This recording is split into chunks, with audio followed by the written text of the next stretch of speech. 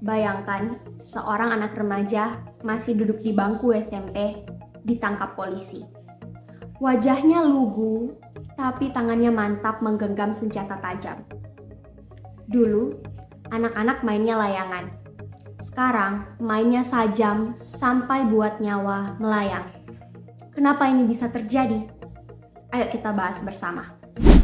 Di Kota Bitung, Sulawesi Utara, masyarakat sempat dikejutkan dengan kasus penikaman beruntun yang melibatkan anak-anak remaja pada bulan April kemarin.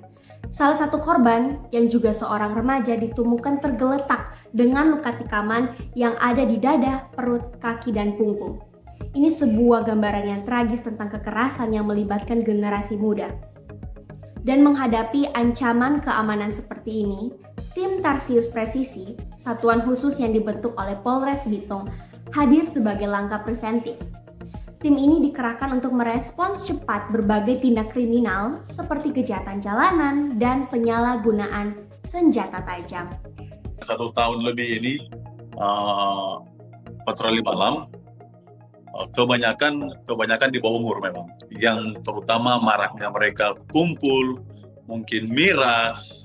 Jadi dimanapun masyarakat orang temui, ujung-ujungnya di bawah umur, masih sekolah, intinya masih sekolah semua. Dengan ada yang sudah sekolah, otomatis di bawah 17 tahun kebanyakan.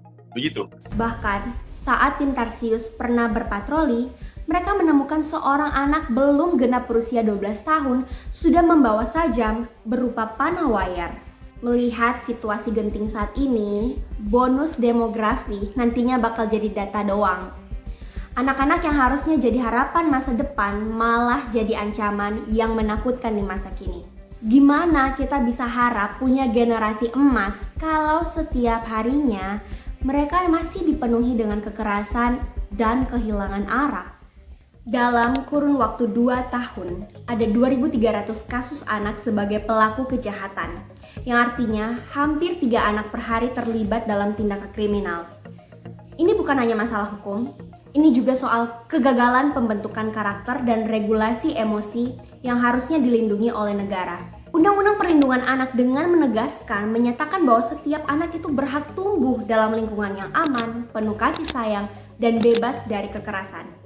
Negara melalui kebijakan dan programnya seharusnya hadir untuk memastikan ini terjadi di setiap tahap kehidupan anak. Namun kenyataannya, banyak anak yang tumbuh tanpa dukungan yang cukup. Sebenarnya kalau dari segi pandang psikologi itu sebenarnya ada sebab akibat.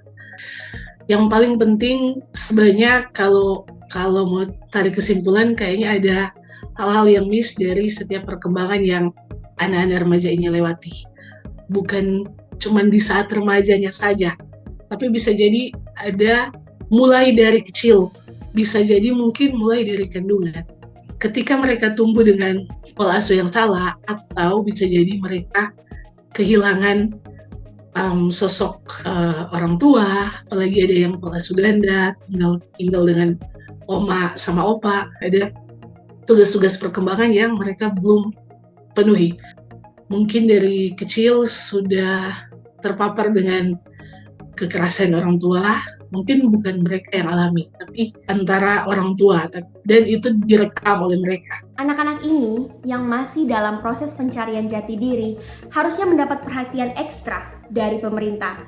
Peran negara bukan hanya memberikan hukuman, tapi juga membangun sistem yang mendukung tumbuh kembang mereka secara menyeluruh, baik secara fisik, mental, dan emosional. Kita sebagai orang dewasa sering salah langkah, langsung menganggap anak-anak ini pelaku, langsung dihukum, dipenjara. Padahal banyak dari mereka yang juga adalah korban.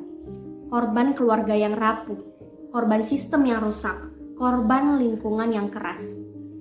Mereka tuh bukan nakal dari lahir, mereka hanya nggak sempat dibentuk. Solusinya nggak bisa cuma diserahkan ke polisi.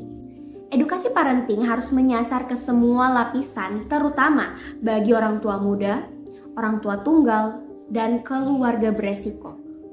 Dan negara harus serius memperkuat keluarga, bukan cuma menegakkan hukum setelah anak-anak kita telah hancur.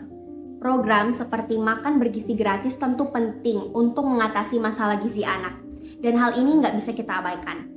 Tapi di saat yang sama, perhatian terhadap kesehatan mental, lingkungan tumbuh kembang, dan kualitas pengasuhan anak juga nggak boleh luput dari fokus kita. Anak yang kenyang secara fisik belum tentu tumbuh sehat secara emosional. Dan kalau nilai-nilai hidup mereka lebih banyak dibentuk oleh jalanan daripada keluarga, kita nggak bisa tutup mata dan berharap mereka tuh tumbuh jadi pribadi yang kuat secara moral. Membesarkan anak bukan cuma soal isi perut, tapi juga soal isi pikiran dan hati. Dan untuk itu, para orang tua juga butuh dukungan.